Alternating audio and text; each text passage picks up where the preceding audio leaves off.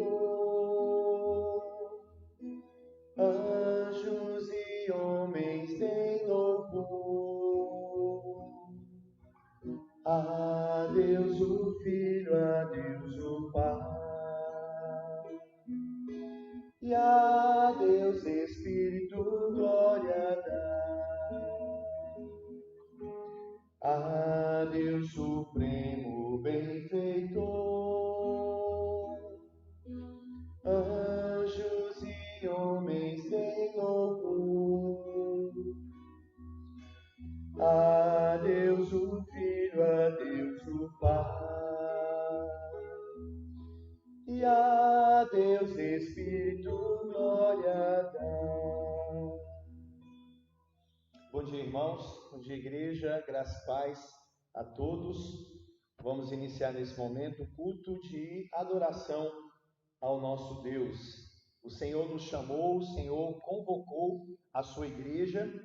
Ele já está aqui, Ele que nos chamou para nós o adorarmos em espírito e em verdade. Então vamos fazer isso com muita boa vontade, externando toda a nossa gratidão, todo o nosso amor a esse Deus maravilhoso que criou os céus, a terra, o mar e tudo o que neles há, e este Deus que nos salvou e que tem demonstrado tanto amor por cada um de nós.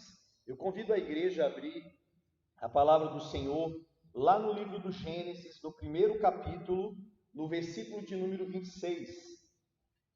Gênesis, capítulo de número 1, versículo de número 26. Eu farei aqui uma leitura até o versículo 28, do 26 ao 28. Também disse Deus: façamos o homem à nossa imagem, conforme a nossa semelhança. Tenha ele domínio sobre os peixes do mar, sobre as aves dos céus, sobre os animais domésticos, sobre toda a terra e sobre todos os répteis que rastejam pela terra. Criou Deus, pois, o homem, à sua imagem, a imagem de Deus o criou. Homem e mulher os criou. E Deus os abençoou e lhes disse: sede fecundos, multiplicai-vos, enchei a terra e sujeitai-a, dominai sobre os peixes do mar, sobre as aves dos céus e sobre todo o animal que rasteja pela terra. 29 também. E disse Deus ainda: eis que vos tenho dado todas as ervas que dão semente e se acham na superfície de toda a terra, e todas as árvores em que há fruto que dê semente, isso vos será para mantimento. Esse texto, meus irmãos, que eu coloquei aqui para a abertura desse culto, ele fala sobre a dignidade do homem. Nós estamos acostumados, dentro da revelação progressiva de Deus, a vermos o homem, quando digo homem, estou falando ao ser humano como um todo, homem e mulher, a vermos apenas pelo seu lado caído, pela depravação total, vermos a partir de Gênesis capítulo 3, onde fala da queda do homem, do pecado do homem, e automaticamente nós não vemos dignidade nenhuma no homem, apenas miséria, apenas pecado em cima de pecado. Isso é certo. Entretanto, nós não podemos também perder de vista que existe uma dignidade no homem. Essa dignidade foi conferida pelo próprio Deus. A palavra diz que Deus criou o homem de uma maneira diferenciada em relação a todos os outros seres vivos. O capítulo 1, ele em vários momentos vai dizer que todos eles foram criados segundo as suas espécies. Nós vamos ver isso no capítulo 1, versículo 21, no versículo 24, no versículo 25, mas quando chega na criação do homem, nós vemos aqui a revelação trinitária dentro de uma reunião das pessoas da Trindade, e aí muda a maneira como é revelado a forma da criação do homem. Então é dito: façamos o homem à nossa imagem, conforme a nossa semelhança. O homem foi feito como a coroa de toda a criação. O homem foi colocado, e mais uma vez aqui eu quero frisar para vocês que quando eu digo aqui homem aqui é um termo genérico que se refere tanto ao homem quanto à mulher. Então, homem e mulher foram feitos como imagem e semelhança de Deus. E ao homem foi dado a ele o domínio sobre a terra. Ele foi colocado como cabeça de toda a terra, como a glória da criação do nosso Deus. Então nós sabemos também, à luz do catecismo maior, que o fim principal deste homem, que Deus o fez como obra-prima de sua criação, é glorificar ao Senhor e exaltá-lo para todo sempre. Então, meus irmãos, a partir desta premissa de que fomos criados à imagem de Deus e que fomos criados para a sua glória, vamos então enaltecer a este Deus que nos fez desta maneira e que nos fez com esse propósito. Oremos. Soberano Deus, graças te damos, ó Deus Pai, Deus Filho e Deus Espírito. Te louvamos, Senhor, pelo fato do Senhor ter nos criado à sua imagem, à sua semelhança, pelo fato do Senhor ter nos feito, como disse o salmista, no Salmo de número 8, um pouco menor do que o Senhor. Te louvamos, Senhor Deus, por essa dignidade que o Senhor nos confere, Senhor. E louvamos o Senhor pelo fato de sabermos para que fomos criados, para o teu louvor e para o teu deleite. Receba, Criador, toda a glória nesta manhã, neste culto que iremos prestar a Ti. Em nome do Teu Filho Jesus Cristo e pela instrumentalidade e direção do Teu Espírito é que nós o faremos. Amém. Vamos cantar, meus amados irmãos, o hino, o Salmo de número 96. Cante conosco.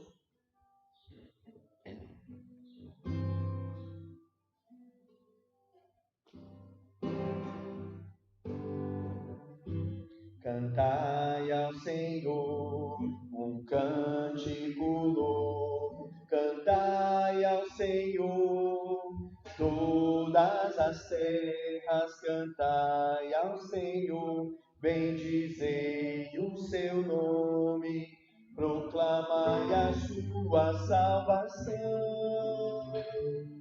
anunciai entre as nações a sua glória, entre todos os povos as suas maravilhas. Que grande é o Senhor e digno de ser louvado, mais terrível do que os falsos deuses.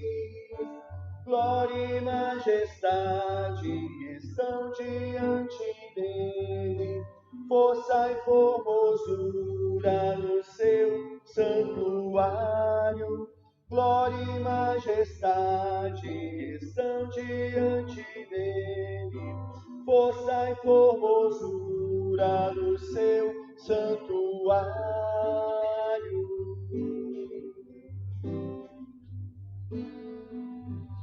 Cantai ao Senhor um cântico novo, cantai ao Senhor, todas as terras, cantai ao Senhor, bendizei o seu nome, proclamai a sua salvação,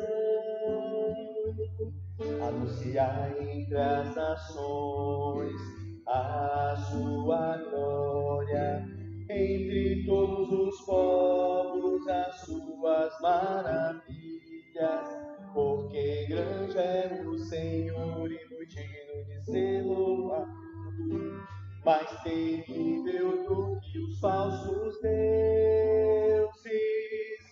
Glória e majestade estão diante dele, força e formosura no seu santuário. Glória e majestade estão diante dele, força e formosura no seu santuário. Aleluia! Louvado seja o nome do Senhor.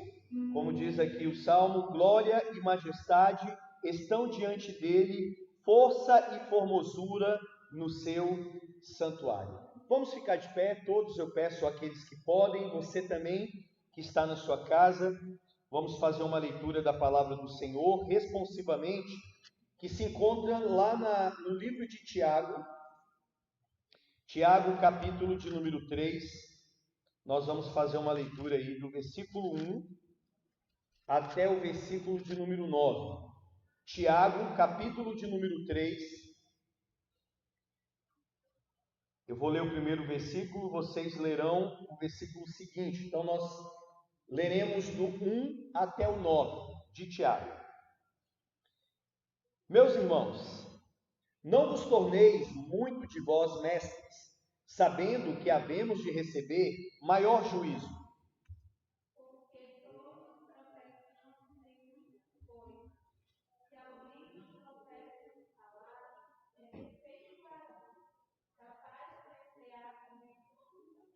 Ora, se pomos freios na boca dos cavalos para nos obedecerem, também lhes dirigimos o corpo inteiro.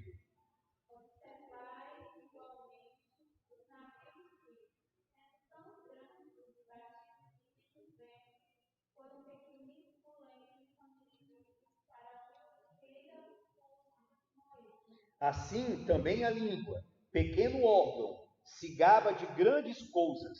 Vede como uma fagulha põe em brasas tão grande selva.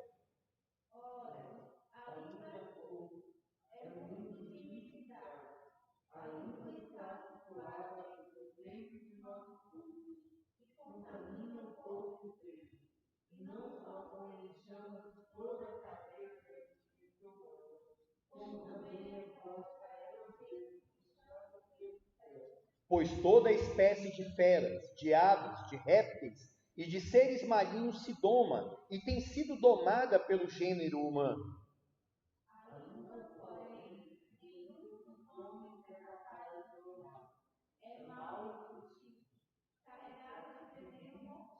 Vamos ler todos o verso 9. Com ela bendizemos ao Senhor e Pai, e também com ela amaldiçoamos os homens feitos à semelhança de Deus. Vejam que lá no livro do Gênesis, como lemos na abertura deste culto, diz o texto que o Senhor nos fez a sua imagem, a sua semelhança. E agora no Novo Testamento, esta doutrina ela é ratificada. O texto aqui fala que com a nossa boca nós bendizemos ao Senhor e Pai, e também com ela nós amaldiçoamos os homens feitos à semelhança de Deus. Uma das grandes incoerências nossas e desta humanidade é nós nos dirigirmos a Deus, e isso é coerente, louvando e exaltando, mas a incoerência e a inconsistência é que ao mesmo tempo que nós bendizemos a Deus, nós amaldiçoamos aquelas pessoas que foram feitas à sua imagem, à sua semelhança. Veja que há uma dignidade na feitura do homem. Deus fez o homem como cabeça da raça, Deus fez o homem como glória da sua criação, Deus fez o homem como a sua imagem e semelhança. E todos aqueles que nós amaldiçoamos, isto é um pecado contra o Criador. Por isso, mais uma vez, eu vou ler o verso de número 9. Com ela, com a nossa língua, com a nossa boca, bendizemos ao Senhor e Pai. E também com ela, nós amaldiçoamos os homens feitos à semelhança de Deus. Vamos cantar, meus irmãos, permaneçam de pé. Cantemos um hino de número 10 que fala sobre o nosso Criador, o Deus que fez todas as coisas e que fez o homem a sua imagem e semelhança para que ele o adore ao Criador. Vós, criaturas de Deus Pai, todos erguei a voz cantai, ó louvai, aleluia. Do sol dourado a refugir, tu lua em prata reluzir, ó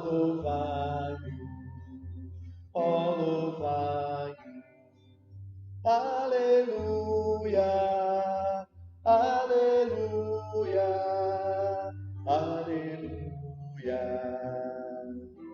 Ó boa terra que nos dá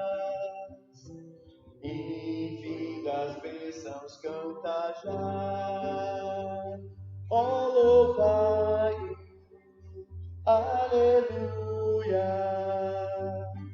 frutos e flores juntos dá. Ó, louvai, ó, louvai, ó, louvai, aleluia, aleluia, aleluia. Vós homens sábios e de bem, a todos proclamai também. Ó, louvai-o, aleluia, louvor ao Filho, glória ao Pai, e ao Santo Espírito louvai. Ó, louvai-o, ó, louvai-o, aleluia, aleluia, aleluia. Amém, igreja? Vamos abrir mais um texto da palavra do Senhor. Esse texto vai preceder o momento da nossa confissão a Deus de nossos pecados. Eu quero que você abra a palavra do Senhor em Mateus, no capítulo de número 5, versículo 21. Evangelho de Mateus, capítulo 5, versículo de número 21. Nós vamos ler do 21 até o versículo de número 26. Ouvistes o que foi dito aos antigos: não matarás, e quem matar está sujeito a julgamento. Eu, porém, vos digo que todo aquele que sem motivo se irá contra seu irmão está sujeito a julgamento. E quem proferir um insulto a seu irmão está sujeito a julgamento do tribunal. E quem lhe chamar tolo estará sujeito ao inferno de fogo. Se, pois, ao trazeres ao altar a tua oferta, ali te lembrares de que teu irmão tem alguma coisa contra ti, deixa perante o altar a tua oferta. Vai primeiro reconciliar-te com teu irmão, e então, voltando, faze a tua oferta. Entra em acordo sem demora com o teu adversário, enquanto estás com ele a caminho, para que o teu adversário não te entregue ao juiz, o juiz ao oficial de justiça, e seja recolhidos à prisão. Em verdade te digo que não sairás dali, enquanto não pagares o último centavo. Deus fez o homem à sua imagem e semelhança. Deus fez o homem como coroa de toda a sua raça, como cabeça, como a glória da raça humana. Isso é ratificado no Novo Testamento. Isso mostra para nós que esse homem, essa mulher, que foi feito à imagem e semelhança de Deus, é preservado pelo próprio Deus. E tocar nele, tirar a vida dele, é uma afronta muito grande a Deus. Nós vemos que lá no Antigo Testamento, em vários momentos, é dito: não matarás. Como pode ser tirado a vida daquele que Deus deu e o criou com tanta dignidade, com tanto amor, com tanto zelo e carinho? Veja que quando chegamos no Novo Testamento, o nosso Senhor Jesus, ele não revoga a lei do Antigo Testamento sobre o não matar, mas pelo contrário, ele mostra que não matar, quebrar o sexto mandamento, não é apenas, especificamente, tirar a vida daquela pessoa através de algum instrumento, seja uma faca, seja um revólver, seja o que for, mas também nós quebramos o sexto mandamento quando nós matamos uma pessoa através de palavras insultuosas. Quando nós ignoramos aquela pessoa, quando muitas das vezes isso acontece, de nós estarmos ali magoados com aquela pessoa e nós passamos a conviver com ela, com ele, mas o ignoramos. Ou seja, eu vivo com aquela pessoa, mas aquela pessoa é indiferente para mim. Tanto faz se eu falar com ela, tanto faz se eu der um bom dia, uma boa tarde, uma boa noite ou não. Eu venho para a igreja, eu estou perto daquela pessoa, mas ela morreu para mim. Isso aqui é a quebra do 6º mandamento. Quem matar está sujeito a julgamento. Eu, porém, vos digo que todo aquele que se irá contra o seu irmão está sujeito a julgamento. E quem proferir um insulto a seu irmão está sujeito a julgamento do tribunal. E quem lhe chamar tolo estará sujeito ao inferno de fogo. Podem se assentar, meu irmão. Vamos meditar nisso. Será que nós matamos alguém no nosso coração? Será que tem alguma pessoa que nós consideramos como uma pessoa de só menos importância, devido a alguma situação que aconteceu, que tanto faz se aquela pessoa hoje eu tenho convívio com ela ou não? Vamos nesse momento confessar a Deus os nossos pecados, e se porventura existe alguma pessoa que você tem que reconciliar, faça o mais rápido possível. Peça agora neste momento a Deus perdão por esse pecado. Vamos falar com o nosso Deus.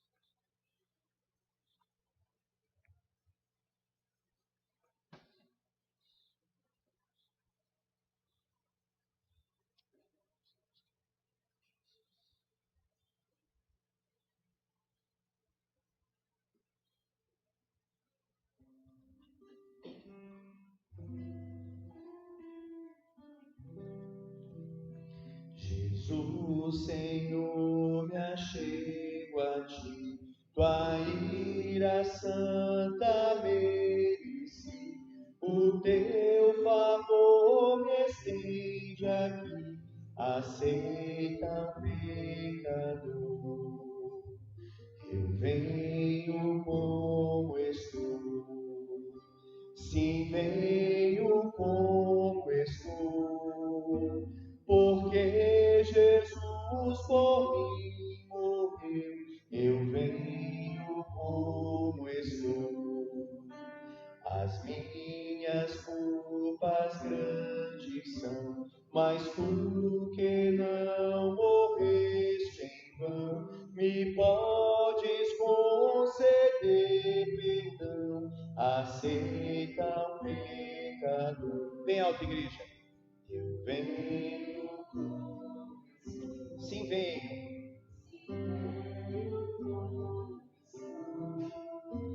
Porque Jesus por mim morreu. Ó, vem agora, Salvador, livrar-me por teu grande amor, pois tu, Jesus, és meu Senhor, aceita o pecador. Eu venho como estou, sim, venho como estou, porque Jesus por mim morreu. Eu venho como estou. Irmãos, o nosso catecismo maior, nas perguntas 134 e 135, diz assim, pergunta 134, qual é o 6º mandamento? Resposta, o 6º mandamento é, não matarás. Isso está aludindo ao texto de Êxodo, capítulo 20, versículo de número 13, que é o texto que veremos nesta manhã.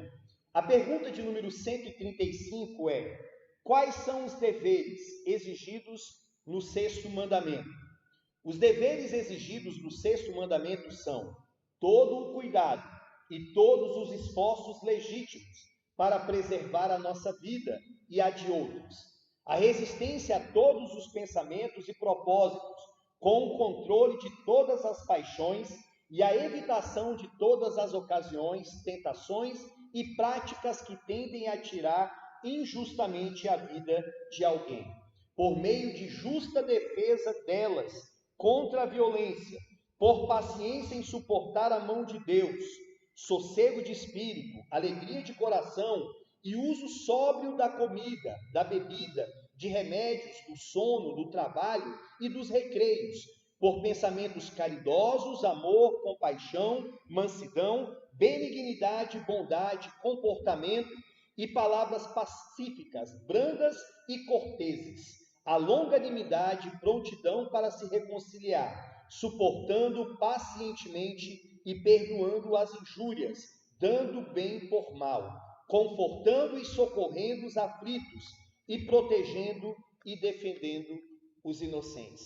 Então vejam que os nossos irmãos puritanos ali de Westminster, eles interpretaram o sexto mandamento, que é não matarás, não somente naquilo que está explícito, que é não faça isso, mas o contrário disto. Qual é o contrário de não matar? É preservar a vida.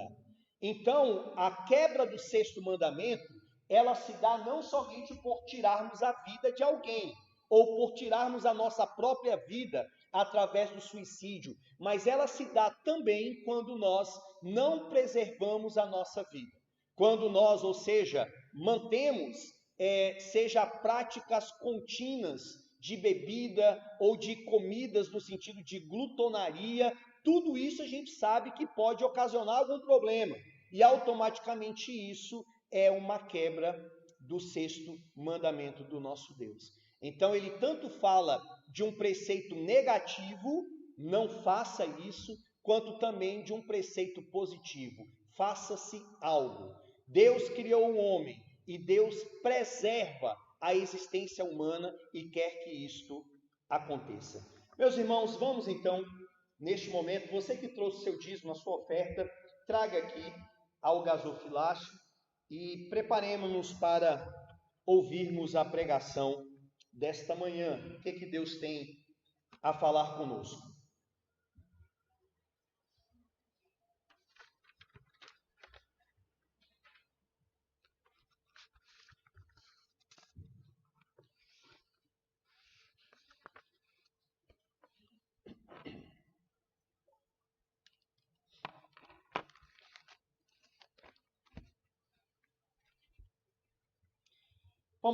Vamos abrir a palavra do Senhor no livro do Êxodo, capítulo de número 20. Eu quero que você deixe aberto aí, Êxodo, capítulo de número 20.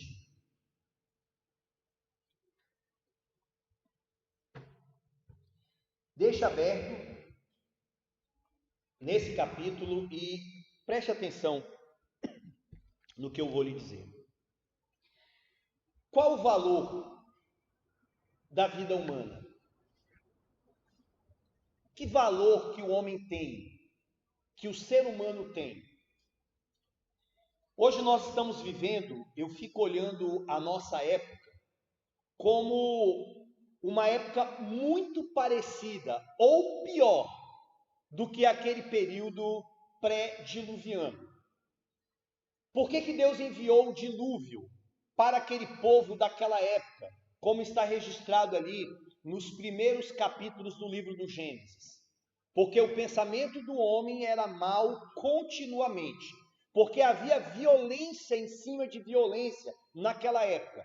Desde o primeiro homicídio, aonde Caim matou seu irmão Abel, aquilo ali se tornou quase que como uma moda, as pessoas tirarem a vida do próximo. Não quer dizer que tinha só esse pecado, mas esse pecado de tirar a vida do próximo é o pior dos pecados que nós temos ali na listagem dos 10 mandamentos. É um pecado extremamente cruel, é um pecado que é uma coisa muito séria. tirar a vida de alguém, tendo em vista que o valor que aquela pessoa tem é um valor que foi conferido pelo próprio Deus que o criou à sua imagem e à sua semelhança. Eu estava vendo em uma pesquisa que só nesse ano, nos 2 primeiros meses, morreram quase 8.000 pessoas que foram assassinadas, 7.743 mortes violentas. Isso foi bem maior, ainda que por parte do governo, nós vemos aí todo um rigor em relação a isso, mas foi bem maior ainda do que no ano passado. Que no ano passado foram registrados 7.195 mortes devido a tirar a vida de alguém. Agora, isso sem contar, quando a gente fala sobre aborto, o Brasil está entre os países que mais se tira a vida através do aborto. Veja bem que marca ruim essa marca que nós vivemos. Também sem contar várias mortes que existem no trânsito. E aí eu não estou falando de uma coisa que pode acontecer, que é inesperada, mas eu estou falando de algo doloso, aonde a pessoa se embriaga e ela vai para o trânsito, sabendo que ele pode levar à morte tanto a si quanto outras pessoas, que é o que mais nós vemos. Ontem mesmo eu estava vendo na televisão, mostrando um rapaz que estava saindo de uma cidade, não me lembro qual a cidade, ele saindo num carro importado, e ele pegou uma pista larga, mas ele sai da sua mão, invade a outra mão e bate de frente, frontalmente, contra um Uno, que tinha ali, se não me engano, eram 5 pessoas. Todas aquelas 5 pessoas que estavam naquele carro morreram na hora. E a pessoa que cometeu aquilo foi para o hospital, não sei se está vivo, pelo menos até então, na hora que eu tinha visto, ele ainda estava vivo, mas descobriu-se que estava embriagado e que não tinha carteira de habilitação, não era habilitado para fazer aquilo. Então, quando a pessoa vai para o trânsito desta maneira, ele sabe o que está fazendo, ele não é uma criança. Então, vejam o tanto de morte que acontece. E a televisão? Quando a gente liga um noticiário, que parece não, de fato há jornais que são especializados em mostrar isso. Mas mostrar não somente como uma matéria, mas numa coisa que se tornou banal. Algo que não choca mais. Só vai chocar, sim, aquele ente querido, aquela pessoa que perde um filho, que perde um parente, que perde um amigo. Aqueles mais próximos vão ficar extremamente sensibilizados com aquilo, mas a maioria virou uma espécie de um cinema. Você ligar ali e você vê um filme de terror, um filme trágico, aonde o pai matou o filho, aonde o filho matou o pai por causa de uma herança, aonde o esposo espancou e matou cruelmente a sua esposa devido a ciúmes, a esposa trama a morte do seu marido junto com o amante para conseguir ali o dinheiro do seu esposo. Isso é o que mais vemos. A vida humana ter sido colocado no sentido de não ter valor nenhum. E quando nós olhamos, irmãos, os 10 mandamentos, nós vemos no que tange aos mandamentos horizontais, que são 6 últimos mandamentos, que são: honra teu pai e tua mãe, não matarás, não adulterarás, não furtarás, não dirás falso testemunho, não cobiçarás. Desses 6 últimos mandamentos, que são o nosso relacionamento com o próximo, o pior dele, de todos eles, sem dúvida, é o mandamento que diz: não matarás. Porque quando uma vida é ceifada, não há motivo de ter reconciliação, pelo menos com aquela pessoa.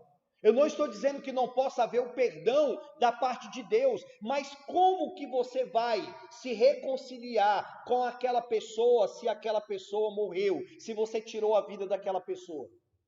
Ou seja, o texto que nós lemos, lá de Mateus capítulo 5, aonde o Senhor Jesus Cristo ele deixa muito mais complexo a questão do sexto mandamento, que ele vai dizer que não é só consumar o fato, matar a pessoa ali, mas você na sua mente você pode matá-la através de uma palavra, aonde você menospreza, você pode matar aquela pessoa, mas veja que se isso ocorrer na sua mente, ou se porventura alguns dos outros mandamentos aqui, se você furtar, se você falar um falso testemunho, se você cobiçar, se você não honrar o teu pai e tua mãe, você pode mudar esta situação. Você pode reconciliar com teu pai se o desonrou. Você pode reaver algo de alguém se você furtou. Interessante que em épocas de avivamentos, uma das marcas dos avivamentos, aqueles verdadeiros, genuínos, é que muitas pessoas se convertiam da sociedade e muitas delas entravam dentro da igreja entregando os bens que tinham furtado. Chegavam para uma pessoa, eu vim lhe trazer isso aqui, fui eu que furtei. Fui eu que peguei naquele dia. Agora imagine como que a pessoa pode fazer com uma vida que foi ceifada, que você tirou aquela vida, que você matou aquela pessoa. Nós veremos hoje, meus amados irmãos, esse texto que fala sobre o não matarás, dentro de 3 perspectivas. Primeiro, eu farei uma análise bíblica, mostrarei o 6º mandamento, tanto no Antigo Testamento quanto no Novo Testamento.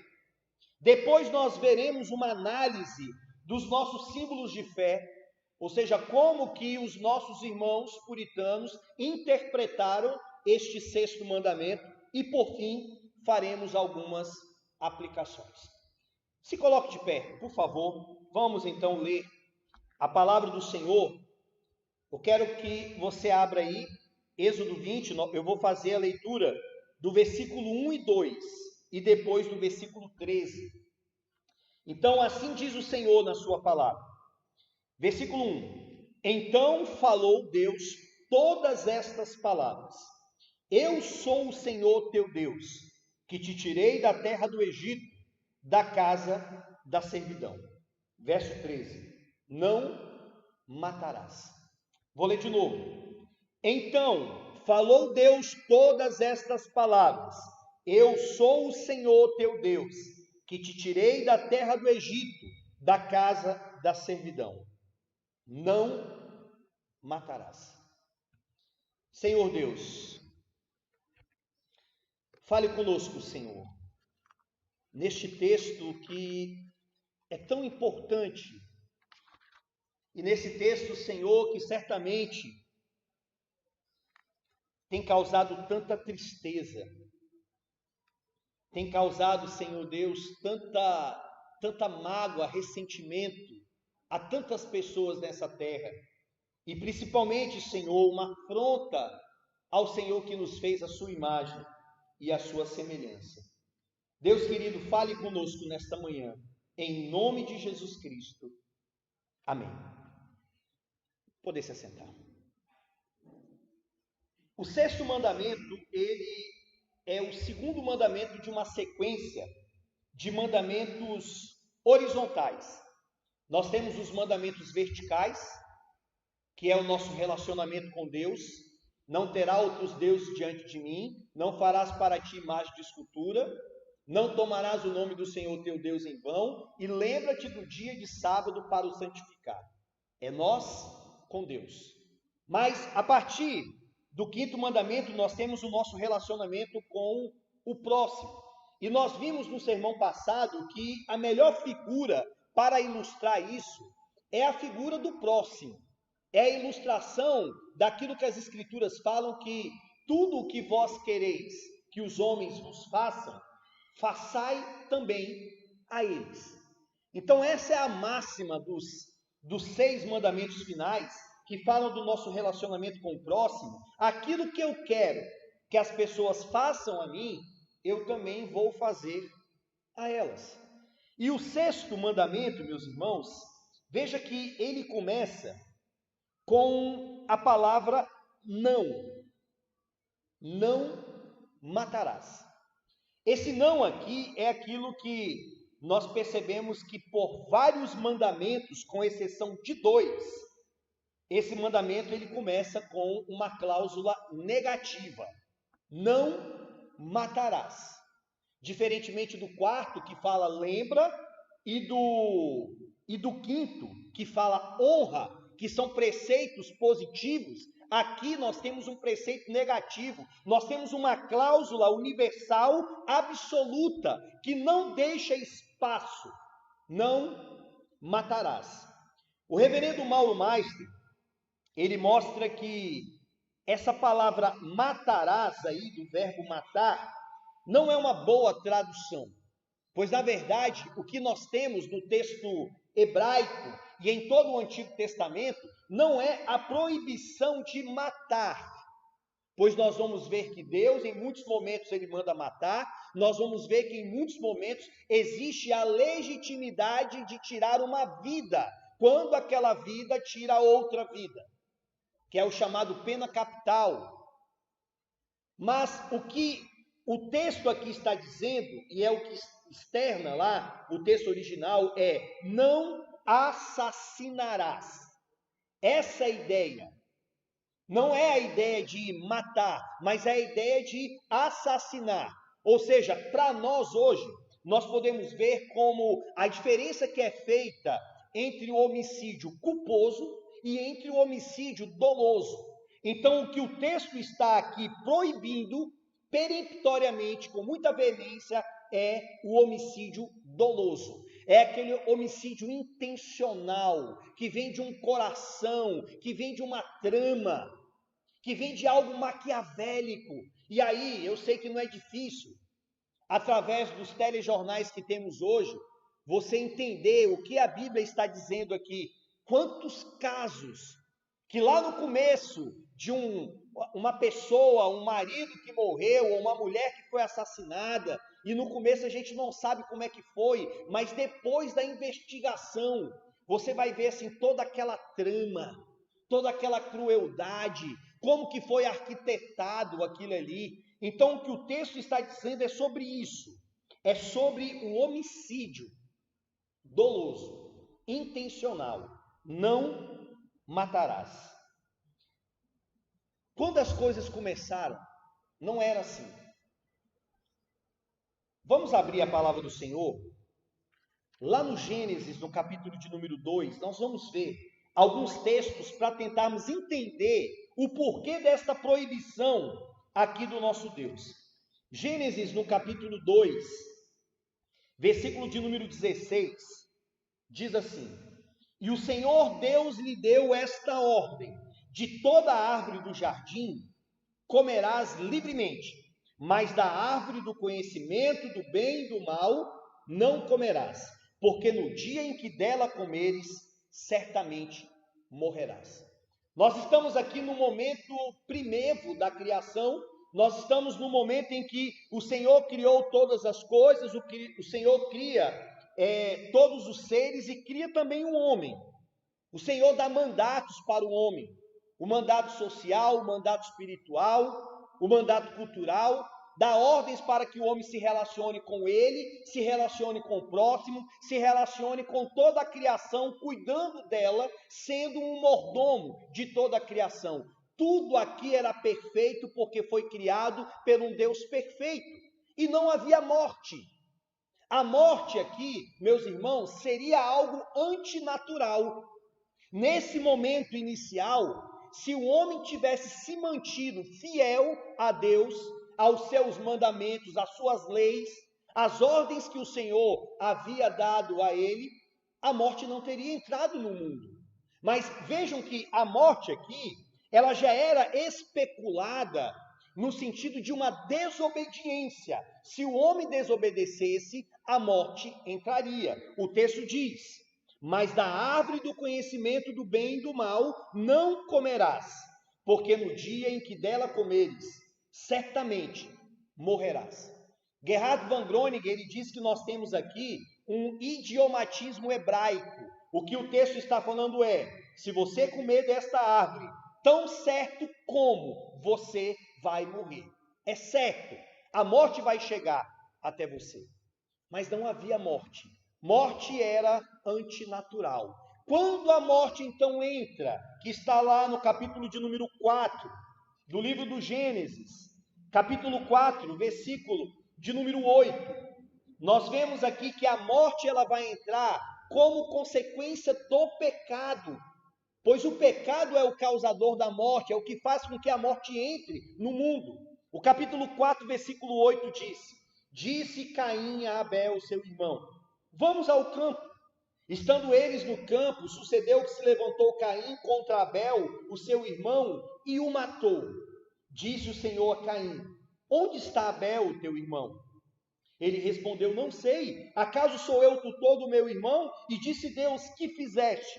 A voz do sangue de teu irmão clama da terra até mim. És agora, pois, maldito por sobre a terra, cuja boca se abriu para receber de tuas mãos o sangue de teu irmão.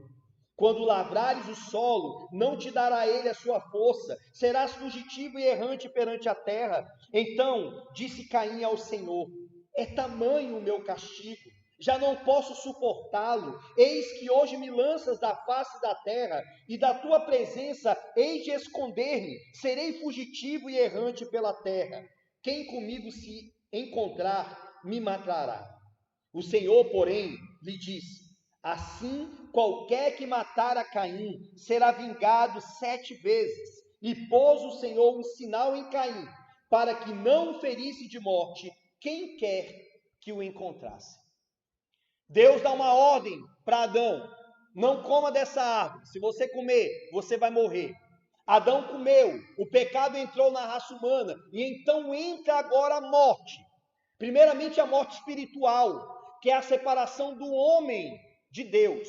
O homem agora está caído, o homem agora está rebelado, o coração do homem, as inclinações do homem agora não são mais santas, não são mais retas. Agora o homem se inclina para o pecado. Agora os pensamentos dos homens são maus continuamente. E a prova disso, que o coração do homem, a partir do pecado, ele se torna corrupto, ele está caído, é o primeiro homicídio. Um irmão mata o seu próprio irmão. E por quê? Por causa de inveja, por causa de ganância. Porque não aceitou aquilo, aquela honraria ou aquela atitude correta que aquele irmão o tomou. Ali nós vemos então a degradação, a degringolação da raça humana por causa do seu coração caído. Mas observem que com o primeiro pecado, Deus ele mostra 2 coisas. Primeiro, que isso é algo extremamente ruim aos seus olhos, mas mesmo assim Deus ainda preserva a vida daquele que tirou a vida de outro. Olhe para o texto que a preocupação aqui de Caim, ele vai dizer no verso 15, ou melhor, vai dizer no verso 14: eis que hoje me lanças da face da terra, e da tua presença hei de esconder-me. Serei fugitivo e errante. Quem comigo se encontrar, me matará. Ou seja, vão me encontrar no caminho e vão fazer justiça com as próprias mãos. Então Deus diz no verso 15: o Senhor, porém, lhe disse: assim, qualquer que matar a Caim será vingado 7 vezes. E pôs o Senhor um sinal em Caim, para que não o ferisse de morte quem quer que o encontrasse.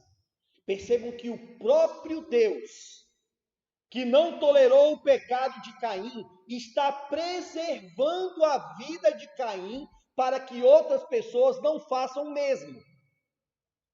Está preservando para que outros não toquem nele. Então, irmãos, quando nós começamos a analisar que este contexto, que é o chamado contexto antediluviano, antes do dilúvio, o que passou a acontecer? Maldade em cima de maldade, corrupção em cima de corrupção, homicídio em cima de homicídio. Por isso que eu disse lá no comecinho e até durante a liturgia, que eu não sei qual é a época pior, se foi aquela época lá atrás ou se é a nossa. Olhe para o capítulo 6, versículo de número 5 do Gênesis, que diz: viu o Senhor que a maldade do homem se havia multiplicado na terra, e que era mau todo o desígnio do seu coração. Então se arrependeu o Senhor de ter feito o homem na terra, e isso lhe pesou o seu coração. Lá no versículo 11, 12, 13, aqui do capítulo 6 diz: a terra estava corrompida à vista de Deus e cheia de quê? Cheia de violência. Viu Deus a terra, e eis que estava corrompida, porque todo ser vivente havia corrompido o seu caminho na terra. Então disse Deus a Noé: resolvi dar cabo de toda a terra, porque a terra está cheia de violência dos homens. Eis que o farei perecer juntamente com a terra. Observe, irmãos, que aquilo que Deus falou lá para Caim: eu vou colocar uma marca em você, para que pessoas não te tirem a vida, porque o próprio Deus não estava autorizando outras pessoas tirarem a vida dele, mas o próprio Deus faria isso com toda a raça humana, através do dilúvio. Deus não deixou passar impune o pecado dele. Deus não deixou passar impune o pecado de toda esta geração. Irmãos, quando o texto diz que a terra estava corrompida à vista de Deus e cheia de violência, imagine que era muita violência, era muita morte, era muito homicídio doloso, era muita maldade na terra, ao ponto do Deus que criou o homem, Deus tira a vida de todo aquele povo. O que Deus faz? Deus ele separa 8 pessoas. Separa Noé, sua esposa, seus 3 filhos e as suas 3 noras. Separa aquele povo, manda que Noé construa uma arca, então envia um dilúvio e mata toda aquela geração, porque aquela geração era implacável, aquela geração era ruim. Avançando dentro da revelação progressiva, agora nós chegamos lá no capítulo de número 9, aqui do livro do Gênesis. E nós vemos, após o dilúvio, as águas abaixam, e agora Noé entra naquela terra. Tenta imaginar aqui a chegada de Noé com a sua família como um novo Gênesis, como uma volta lá ao comecinho, quando Deus criou o homem e mandou o homem multiplicar e frutificar e deu leis para o homem. É a mesma coisa, só que a diferença é que lá no começo o homem não tinha um coração inclinado para o pecado, e agora o homem tem um coração inclinado para o pecado. Olha o versículo de número 1, do capítulo de número 9. Abençoou Deus a Noé e a seus filhos e lhes disse: sede fecundos, multiplicai-vos e enchei a terra. Percebam as mesmas palavras que foram dadas para Adão. Pavor e medo de vós virão sobre todos os animais da terra e sobre todas as aves dos céus, e tudo que se move sobre a terra, e todos os peixes do mar, nas vossas mãos serão entregues. Pavor será colocado nos animais, ou seja, uma ojeriza, uma inimizade em relação ao homem, coisa que lá no Gênesis, quando Deus cria o homem, nós percebemos que toda a criação estava submissa ao homem. Deus colocou o homem para dominar tudo, e não havia esse pavor dos animais para com o homem, mas agora muda as coisas por causa do pecado. Tudo que se move e vive ser-vos-á para alimento, como vos dei a erva verde, tudo vos dou agora. Carne, porém, com sua vida, isto é, com seu sangue, não comereis. Perceba agora o verso 5. Certamente requererei o vosso sangue, o sangue da vossa vida, de todo animal o requererei, como também do homem, sim, da mão do próximo, de cada um requererei a vida do homem. Se alguém derramar o sangue do homem, pelo homem se derramará o seu, porque Deus fez o homem segundo a sua imagem. Sede fecundos, multiplicai-vos, povoai a terra, multiplicai-vos nela. Observem que a chegada deste povo nessa nova terra, ela é orientada sobre algo muito importante que está no verso de número 6. Se alguém derramar o sangue do homem, pelo homem se derramará o seu. Veja que, ainda que saibamos que quem é que dá a vida e tira a vida é Deus, quem é que colocou limites nos nossos dias aqui na terra é Deus. Deus é a causa primária de todas as coisas, mas o texto aqui faz questão de mostrar que quem tirar a vida de outrem, Deus agora ele tem um meio para que aquela vida daquela pessoa, daquele que causou a morte, para que ele seja punido. É o próprio homem que vai tirar a vida daquele que tirou a vida de outro. Olhe para o texto.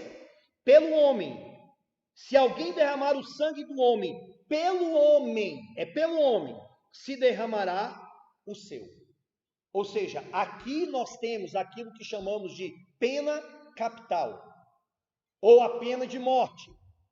Que as escrituras, como muitas pessoas pensam, acham que a Bíblia não fala sobre a pena de morte, acham que isso é completamente estranho ao amor de Deus, mas é algo bíblico. Se alguém tirar a vida de outrem, aquela vida também deve ser tirada. Tirada por quem? Tirada como no caso de Caim, que estava com medo de ir para a rua e as pessoas matarem, tirar, como nós vemos hoje nos noticiários, e muitas das vezes de uma forma até injusta. Quantas pessoas hoje são acusadas de terem, às vezes, estrupado uma criança, de terem matado uma pessoa, e ali a gente vê uma multidão que espanca, uma multidão que mata aquela pessoa, e depois descobre-se que aquela justiça que eles fizeram com as próprias mãos estava completamente errada. Errada porque eles não podem fazer isso, e errado também porque às vezes aquela pessoa não tinha nem feito nada daquilo. Quando o texto diz aqui, pelo homem se derramará o seu, é pelos órgãos competentes, pelos ministros que Deus levanta na sociedade para fazerem isto. A questão é, não pode se passar impune a vida de uma pessoa. E aí, meus irmãos, lendo o texto, nós deveríamos perguntar, por quê? Por que que Deus, ele é tão rigoroso em relação a isso? Pelo homem se derramará o seu, ou seja, dente por dente, olho por olho. Por que que isso tem que acontecer? O texto responde, porque Deus fez o homem segundo a sua imagem. Meus irmãos, nós estamos no contexto aqui do pecado, no contexto pós-diluviano, mas mesmo no contexto pós-diluviano, o homem ainda continua sendo a imagem e a semelhança de Deus. A imagem e a semelhança de Deus é o que diferencia-nos de todo o restante da criação. Deus cria todos os seres, mas em relação a todos eles, o Senhor fala segundo a sua espécie, cada um segundo a sua espécie. Mas quando ele vai falar sobre o homem e mulher, ele diz, façamos o homem à nossa imagem, conforme a nossa semelhança. Só o homem foi criado assim. Só o homem foi criado desta maneira, e só em relação ao homem nós temos a revelação trinitária, façamos, que aponta para a trindade. E mesmo após o pecado, o homem ainda continua sendo a imagem e semelhança de Deus.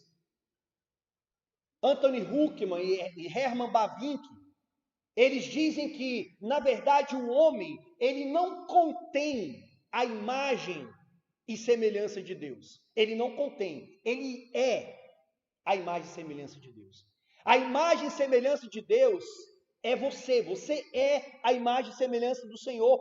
Aquele homem mais vil, pecador, aquele que muitas pessoas têm como escória da sociedade, aquele que não vale absolutamente nada, que praticou as coisas mais cruéis neste mundo, ele ainda é a imagem e semelhança de Deus. Uma imagem distorcida, uma imagem caída, uma imagem não plenamente como aquela primeira, e não como ela é restaurada por Cristo, mas é. Aquele homem que está caído na sarjeta, que perdeu tudo, que era da alta sociedade e agora não é mais, que agora está caído no meio de uma rua, bêbado, embriagado. Hoje é domingo, provavelmente muitos estão aí, nas calçadas, jogados, com o cachorro ao lado, lambendo, aquela vergonha, aquela questão vexatória. Aquela pessoa é a imagem e semelhança de Deus. Aquela pessoa, por isso que Tiago, lá no Novo Testamento, ele vai falar da nossa inconsistência. Ele vai dizer: com os nossos lábios nós bendizemos ao nosso Senhor e Pai, mas com os mesmos lábios nós amaldiçoamos aqueles que foram feitos à imagem e semelhança de Deus. Como pode da mesma fonte jorrar duas coisas tão distintas? Eu exalto meu Deus e amaldiçoo o meu irmão. Eu exalto meu Deus e não quero saber do meu próximo. É isso que faz com que esse pecado seja tão sério, pois existe uma dignidade na raça humana. Agora, olhem para o texto mais uma vez, irmãos. Vejam que, quando aqui é colocado que pelo homem se derramará o seu, algumas coisas aqui, elas estão no âmbito da universalidade. Por exemplo, a própria comida. Lá no verso de número 3 diz: tudo que se move e vive ser-vos-á para alimento, como vos dei a erva verde, tudo vos dou agora. O alimento nessa nova terra, ele mudou, porque lá atrás só era erva, só era semente. Agora não, agora passou a ser carne, agora passou a ter outros alimentos, e isso se torna universal, é o que nós fazemos hoje. Mas dentro dessa universalidade dos alimentos, também está a universalidade da pena capital. A ordem que é dada aqui: pelo homem se derramará o seu, ou seja, quem matar vai também perder a sua vida pelos órgãos competentes, não é uma coisa restrita somente a esse contexto dessa época, mas todo o Antigo Testamento e todo o Novo Testamento vai falar sobre isso. Vamos abrir aí em Deuteronômio, ou melhor, Números.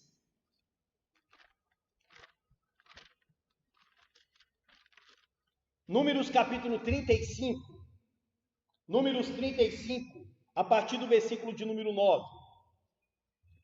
Números 35, 9. Disse mais o Senhor a Moisés: fala aos filhos de Israel e diz-lhes: quando passardes o Jordão para a terra de Canaã, escolhei para vós outros cidades que vos sirvam de refúgio, para que nelas se acolha o homicida que matar alguém voluntariamente. Essas cidades vos serão para refúgio do vingador do sangue, para que o homicida não morra antes de ser apresentado perante a congregação para o julgamento. As cidades que derdes serão 6 cidades de refúgio para vós outros. 3 dessas cidades dareis deste lado do Jordão, e 3 dareis na terra de Canaã. Cidades de refúgio serão refúgio estas 6 cidades para os filhos de Israel e para o estrangeiro, e para o que se hospedar no meio deles, para que nelas se acolha aquele que matar alguém involuntariamente. Todavia, se alguém ferir a outrem com instrumento de ferro, e este morrer, é homicida. O homicida será morto. Ou se alguém ferir a outrem com pedra na mão, que possa causar a morte, e este morrer, é homicida. O homicida será morto. Ou se alguém ferir a outro com instrumento de pau que tiver na mão, que possa causar a morte, e este morrer, é homicida. O homicida será morto. O vingador do sangue, ao encontrar o homicida, matá-lo-á. Se alguém empurrar a outrem com ódio ou com mau intento, lançar contra ele alguma coisa e ele morrer, ou por inimizade, ou ferir com a mão e este morrer, será morto aquele que o feriu. É homicida. O vingador do sangue, ao encontrar o homicida, matá-lo-á. O que nós temos aqui? Cidades de refúgio. De refúgio de quem? Para quem? De pessoas que tiraram a vida de outrem. Mas observem a sabedoria de Deus. Essa cidade aqui não era para acobertar uma pessoa que matou. Então, olha, já que você tirou vidas, vá para uma dessas cidades. Não era isso. Aqui era quando uma pessoa, ela cometeu um homicídio, mas aquele homicídio não foi um homicídio intencional, não foi um homicídio doloso, foi alguma coisa que aconteceu por um acidente, ou alguma questão de legítima defesa. Então, esta pessoa, ela deveria ir para essa cidade de refúgio. Lá nessa cidade de refúgio, ela aguardaria até que ela seria levada para a congregação, e a congregação, então, faria um julgamento justo sobre aquilo. Mas se essa pessoa, como diz o verso 16, se ela praticou um homicídio doloso, então ela seria punida por aquilo que ela fez com a sua própria vida. Então, observem que isso aqui, gente, é algo que perpassa por todo o Antigo Testamento. Por isso que quando a gente chega lá, em Êxodo capítulo 20, versículo 13, não assassinarás ou não matarás, nós temos ali um texto, é o menor de todos os mandamentos, né? Não matarás, apenas 2 palavras, mas que isso está encharcado em todo o Antigo Testamento.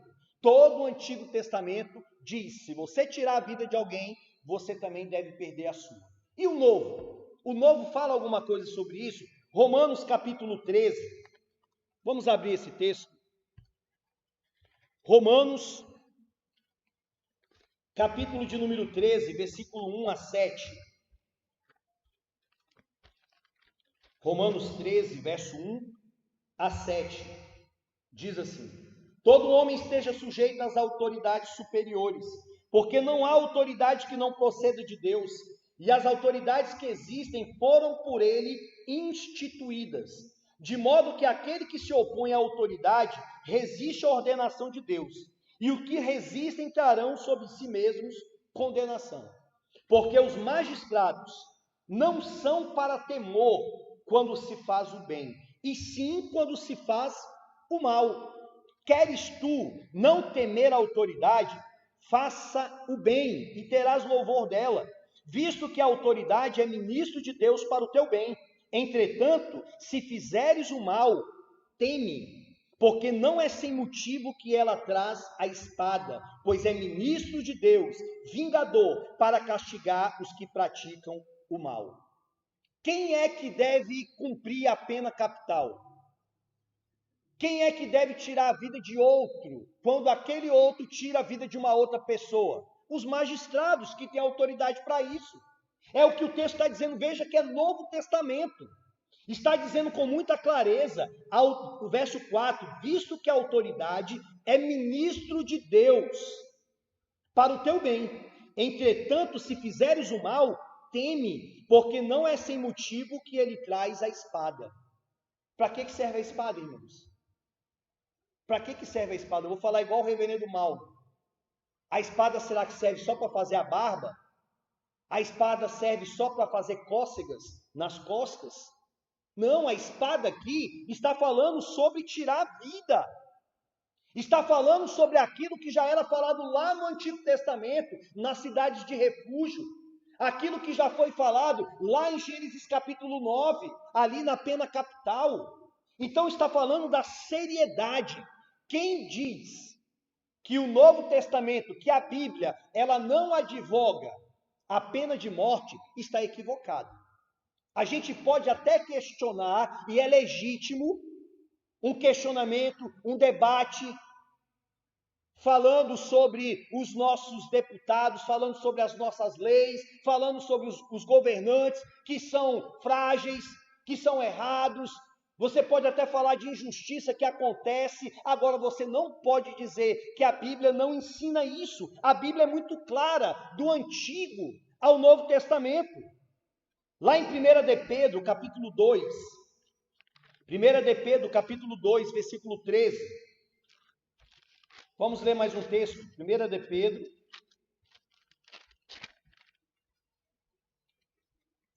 capítulo 2.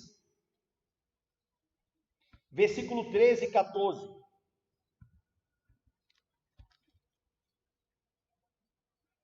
1 Pedro, melhor dizendo, 1, capítulo 2, versículo 13 e 14, diz: sujeitai-vos a toda instituição humana por causa do Senhor, quer seja o rei como soberano, quer as autoridades como enviadas por ele, tanto para castigo dos malfeitores, como para louvor dos que praticam o bem, porque assim é a vontade de Deus, que pela prática do bem façais emudecer a ignorância dos sensatos.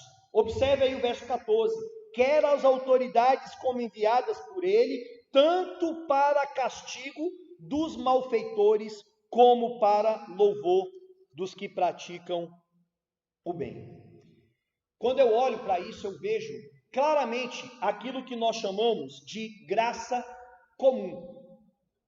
O que é a graça comum? É uma graça que não é para salvação, mas é uma graça que é comum a toda a raça humana. E dentre a graça comum que Deus dá a toda a raça humana, nós temos o quê? O sol, que o Senhor dá para justos e injustos, a chuva que é dado para justos e injustos. Nós vemos condições financeiras, muitas das vezes melhores para injustos do que para justos. Então o que sucede a um, sucede a outro. É a graça comum, a própria inteligência. Você pode chegar de repente a depender, e dependemos sim, de médicos. E aquele médico às vezes é um camarada que não tem comunhão nenhuma com Deus, mas ele tem toda uma habilidade para cuidar de você. Da onde que vem aquilo? Da parte de Deus. Agora, imagine um mundo sem leis, imagine um mundo sem os policiais, imagine um mundo sem governantes. Como que seria esse mundo? Seria um caos, uma anarquia total. Então, quando Deus coloca aqui os magistrados, Deus coloca os magistrados para que eles sirvam de quê? Para que eles sejam instrumentos nas mãos dele para promover a ordem no mundo. Se você não quer passar por algum tipo de situação, teme a Deus e guarda as leis. Senão você está sujeito a passar pela espada. Abram aí em Atos, capítulo 25. Atos 25, versículo 11. O apóstolo Paulo diante de Festo. Atos 25, 11. O apóstolo preso. Então ele diz, no versículo de número 11, capítulo 25. Caso, pois, tenha eu praticado algum mal ou crime digno de morte, estou pronto para morrer. Se pelo contrário não são verdadeiras as coisas de que me acusam, ninguém para lhe ser agradável pode entregar-me a ele. Apelo para César. Olha o que Paulo está dizendo, gente. Paulo, ele está dizendo, caso eu tenha praticado algum crime digno de morte, estou pronto para morrer. Por que ele está falando isso? Porque ele sabia que havia crimes de morte. Se ele tirar a vida de alguém, alguém vai tirar a sua vida. Então, se eu fiz isso, estou pronto para morrer. Eu não vou contestar isso. Mas o que estava acontecendo aqui era um julgamento errado que fizeram contra Paulo. Era um julgamento que foi feito de uma forma, na calada da noite, muito parecido com Cristo ali, feito pelos judeus. Mas ele está questionando não esse crime de morte. Se ele tivesse feito, o questionamento dele é sobre o crime que ele estava sendo acusado por parte dos judeus. Aquilo era errado, mas veja que ele não questiona a questão do crime de morte. Estou pronto para morrer se eu fiz isso. Por que, irmãos, que existe a pena de morte? Ou por que deve existir a pena de morte? E por que a Bíblia valida isso? Por causa da dignidade da raça humana. Tão somente por causa disso, que o homem, ele é valioso. O Senhor o criou, a sua imagem, a sua semelhança. Por isso que esse é o pior, e eu vou aqui lembrar vocês, é o pior de todos, dentro dessa sequência dos pecados horizontais, porque não tem como você se reconciliar com aquela pessoa, você arrumar aquela confusão que foi feita. Você vai se reconciliar com Deus. Agora, como que você vai se reconciliar com aquela pessoa aqui na terra, se aquela pessoa morreu, se aquela pessoa partiu? E quando a gente olha para isso, a gente vê e consegue entender a importância de tantos textos bíblicos que falam sobre vida. Por exemplo, João capítulo 10, versículo 10. O nosso Senhor Jesus Cristo diz: o ladrão vem somente para roubar, para matar e para destruir. Eu vim para que tenham vida e a tenham em abundância. O versículo de número 28 do capítulo 10. Eu lhes dou a vida eterna, jamais perecerão e ninguém as arrebatará da minha vida. Eu sou o caminho e a verdade e a vida. A vida, o que o Senhor concede para o seu povo? O povo que estava morto por causa de um pecado cometido, estavam mortos espiritualmente, o Senhor veio para conceder o quê? Vida. Lembre que é antinatural a morte ter entrado no mundo. A morte, ela entra por causa do pecado, e o Senhor Jesus Cristo vem para resolver isso, concedendo a eles vida, que era aquilo que era pretendido desde o começo, que o homem fosse obediente e tivesse vida, uma vida eterna, e que vivesse eternamente. Por isso que vários textos vão apontar para isso. Veja aqui a importância do próprio Filho de Deus, cumprindo os mandamentos do Senhor. Então, diante disso, meus irmãos, nós vemos então que existe vários textos que vão falar sobre isso, que vão falar da importância de nós atentarmos para este mandamento. Mas nós vemos também, em segundo lugar, como algo muito importante, que os nossos irmãos, eles fizeram uma análise. Aqui eu me refiro aos nossos irmãos de Westminster. Eles fizeram uma análise sobre como interpretarmos estes mandamentos. Então, eles vão colocar para nós, lá na pergunta de número 99 do breve catecismo, ou melhor, do catecismo maior, a pergunta 99 é: que regras devem ser observadas para a boa compreensão dos 10 mandamentos? Eles vão dar 8 regras para se observar os 10 mandamentos. Mas eu vou ler apenas uma, que é a quarta. A quarta regra para se guardar os 10 mandamentos é: onde um dever é prescrito, o pecado contrário é proibido. E onde um pecado é proibido, o dever contrário é prescrito. Assim, onde uma promessa está anexa, a ameaça contrária está inclusa. E onde uma ameaça está anexa, a promessa contrária está inclusa. O que ele quer dizer com isso? Vamos supor que você encontre ali um mandamento aonde um dever é prescrito.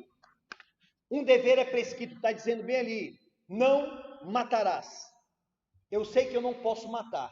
Então, eles estavam dizendo que quando o mandamento está falando sobre não matar, ao mesmo tempo que eu tenho uma negativa, eu tenho também por detrás desse mandamento algumas coisas que contrariamente eu devo fazer. Eu não devo matar, mas eu devo o quê? Preservar a vida. Eu não devo matar, mas eu tenho que tomar cuidado com tudo aquilo que pode levar a uma doença, tudo aquilo que pode levar a uma série de complicações que vai colocar em finitude a vida do homem. Então, quando o mandamento ele está falando sobre algo positivo, como lembra-te do dia de sábado para o santificar, os puritanos diziam: não pensem somente nessa afirmação, mas pensem no contrário dela. Se eu tenho que me lembrar do sábado, o contrário disso é o quê? É eu esquecer o dia, é eu querer guardar qualquer dia, é eu não estar nem aí para aquele dia. Se eu tenho que tomar o nome, honrar o meu pai e a minha mãe, qual é o contrário disso? É eu desonrá-lo, é eu não ter respeito por ele. Então, quando eu pego o mandamento, do 6º mandamento, de não matar, qual é o contrário disso? Preservar a vida. De que maneira nós estamos preservando a vida humana?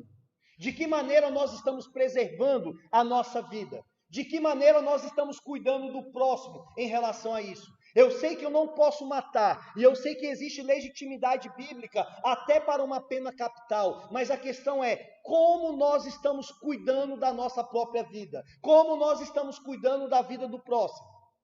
Eu vi um pastor chamado Alain René, ele me fez pensar numa coisa muito interessante, e ali ele cita o Talmud. O Talmud diz assim, que é um documento judeu: aquele que salvou uma vida, salvou o mundo inteiro. Quem quer que destrua a vida de um ser humano, é como se tivesse destruído o mundo inteiro. E quem quer que preserve a vida de um único ser humano, é como se tivesse preservado a vida do mundo inteiro. Então, uma vida, para Deus, é muito importante. Preservar uma vida é como se preservasse a vida de um mundo inteiro. Cuidar de uma é como se cuidasse da vida de todos, ou de muitos. E aí, irmãos, nesta época de pandemia, vale a pena nós meditarmos nisso. Nessa discussão que existe hoje entre preservar vidas e cuidar da economia. Qual é a discussão que se tem hoje?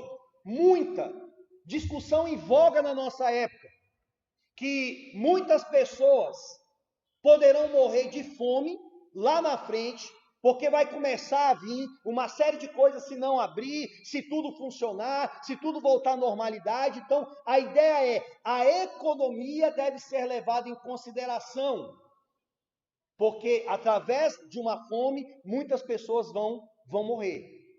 Mas e quando? E quanto à questão de vidas hoje, que muitas das vezes estão sendo ceifadas? O que é mais importante? Eu tomar cuidado de uma vida hoje, ou eu me preocupar com uma economia e de uma vida que pode perecer amanhã, ou se as duas são importantes? E como que fica a questão da providência de Deus? Qual será que é o mais viável? Eu me preocupar com uma vida hoje, porque esta vida deve ser preservada, ou eu me preocupar com o amanhã, numa questão econômica, do que aquelas pessoas vão passar, se vão morrer, se vão perecer porque não tem? Como que a gente deve agir? Veja que eu estou colocando questões aqui que valem a pena nós pararmos para pensar. Uma vida, seja de um idoso, seja de uma pessoa de 90 anos ou mais, ela deve ser cuidada, ela deve ser preservada. Nós devemos ter todo o cuidado com ela, com ele, com quem quer que seja, porque foi feito à imagem e à semelhança de Deus. O sexto mandamento fala sobre preservação da raça humana. O que você tem feito? O que eu tenho feito em relação à quebra do sexto mandamento? Pense bem, a glutonaria, a embriaguez, tantas coisas em excesso que certamente podem nos levar a uma série de coisas que, por mais que Deus já tenha decretado todas as coisas e que o nosso fim já esteja decretado, mas a mesma Bíblia que fala da soberania de Deus, fala da nossa responsabilidade como homens. Então, nós podemos estar quebrando o sexto mandamento quando não nos preocupamos com a nossa vida, quando não nos preocupamos com a nossa saúde, quando não nos preocupamos com aquilo que os nossos filhos estão comendo, com aquilo que os nossos filhos estão bebendo, quando estamos dando veneno para eles, no sentido de coisas que não prestam, ou então nós mesmos comermos sobre isso. Que Deus venha nos dar a graça, meus irmãos, de nós observarmos quão sério é a quebra do sexto mandamento. E sobre uma pessoa que você odeia. Você já matou alguém no teu coração? Tem alguma pessoa que nesta manhã Deus lhe traz à memória, e não é difícil vir à tua mente aquela pessoa que você não fala mais, aquela pessoa que você ignora, e aquilo que Cristo falou, que o homicídio, meu querido irmão, não é só você tirar a vida, mas é você desejar o mal para aquela pessoa. Mas é você ter esse ódio, esse pensamento equivocado no seu coração sobre ela. Que nesta manhã a gente possa meditar e pedir a graça de Deus para nós vencermos esse pecado em Cristo Jesus. Vamos cantar um hino que fala sobre Cristo e que ao mesmo tempo aponta-nos para a graça de nós podermos cumprir tanto o sexto mandamento quanto qualquer outro mandamento. Cantemos, meus irmãos. Se coloque de pé em Cristo Jesus.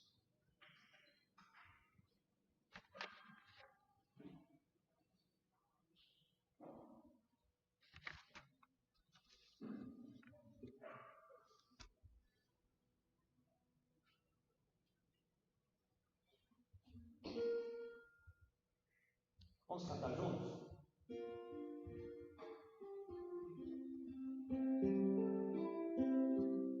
Eis o dia que deu sua vida pelos seus. Nesse dia uma vez o pendurado pediu. Tanta ira suportou, tanta humilhação passou, cada espinho que fez a cruz para Deus. Aleluia, aleluia, o Cordeiro redentor. Aleluia, aleluia, Jesus Cristo, louva-lhe. O Cordeiro bebeu e seu corpo padeceu, uma lança o perfurou e dali continuou. Água e sangue misturou pra lavar e redimir nosso coração tranquilo. Jesus, o que ele fez, aleluia, aleluia, o Cordeiro redentor, aleluia, aleluia, Jesus Cristo, louva-lhe. Ó Cordeiro, nos conceda sua graça, seu perdão, quando a confiança em ti nos faltar e vacilar. Por favor, perdoe-nos e sustenta nossa fé, exultemos com vigor. Aleluia!